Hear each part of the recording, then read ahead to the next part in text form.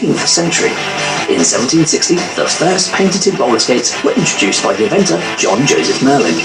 Roller skates, by their very nature, are a very fun, kind of like enjoyable thing. It's kind of apt that in this kind of lovely leisure kind of pursuit, it was invented for a party. A guy called John Merlin crashed a masquerade party at Carlisle House in London.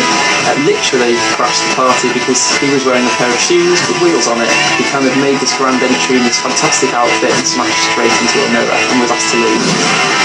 These skates were little more than ice skates, with wheels replacing the blades, and were difficult to manoeuvre. It wasn't until over 100 years later, in 1863, that a more manoeuvrable design was achieved when a man from Massachusetts invented the rocking skate.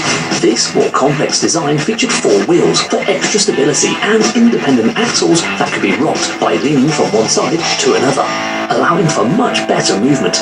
And it was from that time in the 1860s that actually roller skating went through its first boom stage, and actually there were skating rinks that were built in London and America, different places in Europe, and that went through the late 19th century into the early 20th century. This design is even still used today, with only minor improvements made throughout the years, such as toe stops that made braking much easier. The skating craze was reignited again in the post-war Western world, and in 1950s America, it wasn't unusual to find waitresses wheeling around the many new fast food restaurants that appeared during this time. By the 1970s, roller skating was immensely popular.